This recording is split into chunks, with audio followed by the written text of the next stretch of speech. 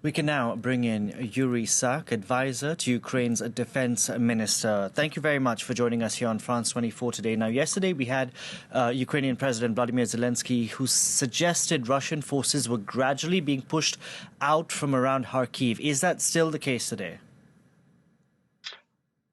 Hello, and thank you for inviting me. Yes, it is still the case. Ukrainian armed forces during the last couple of days have been quite successful at pushing back the enemy around Kharkiv, in particular in the northern part of Kharkiv.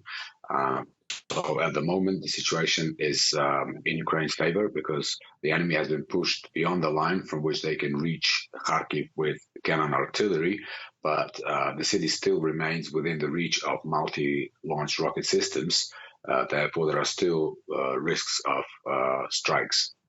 And what will it take for that momentum to continue? Well, we will have to just keep pushing and persevere. And of course, the key factor is the speed at which Ukraine continues to receive military assistance from our international partners. And is Ukraine getting the weapons it needs? Because it's one thing for, Western governments to say, okay, we're going to give Ukraine weapons, but how do you get the weapons delivered to you on the battlefield? Everything that Ukraine receives, we are grateful for this assistance to our international partners, and every single item that we get goes straight to the battlefield. And we keep emphasizing that while this is a very important philosophical change in the attitude of our international partners towards providing Ukraine with military assistance, at the same time, the speed and the quantity and the quality of the military assistance needs to be increasing, and timing is the key factor.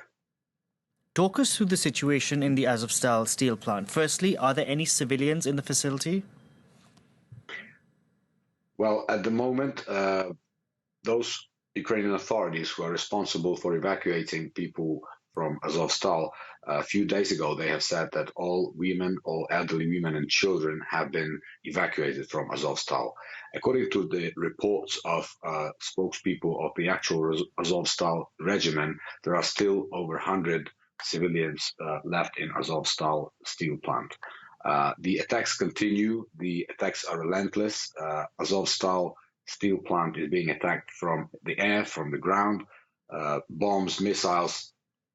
So the situation continues to be very difficult, in particular because there are hundreds of wounded in the AzovSteel steel plant. And what is the plan in place? I heard that there were negotiations with the Russian side to evacuate the wounded soldiers. Has any progress been made on that front?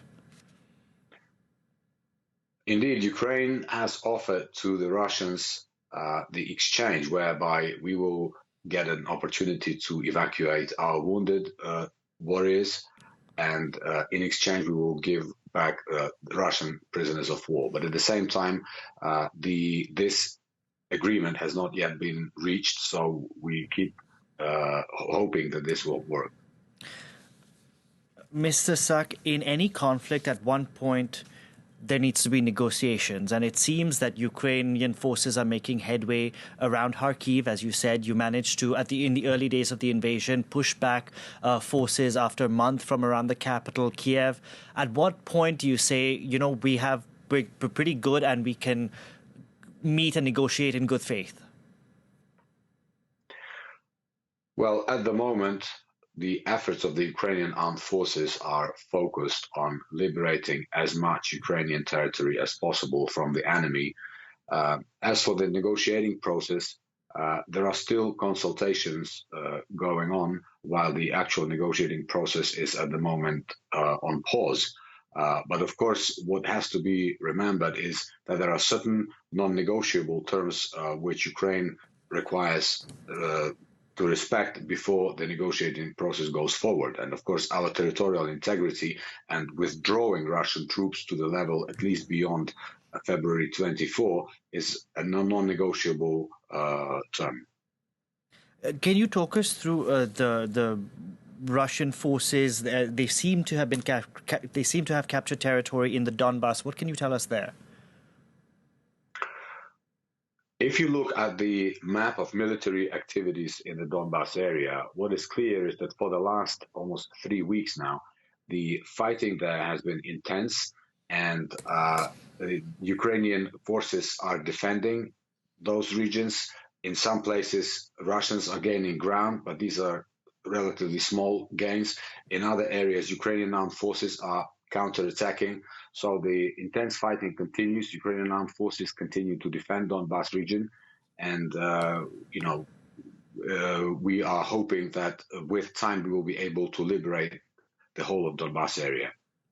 Mr. Sak, this conflict, Russia's invasion, has gone on for which day are we now? Over 80, nearly 80 days. 78. Sorry? Nearly 80, yes. 78. That's 78 right. days. How is the morale of Ukrainian troops? The morale of the Ukrainian troops today is as high as it was when the first missiles struck our country. And this is understandable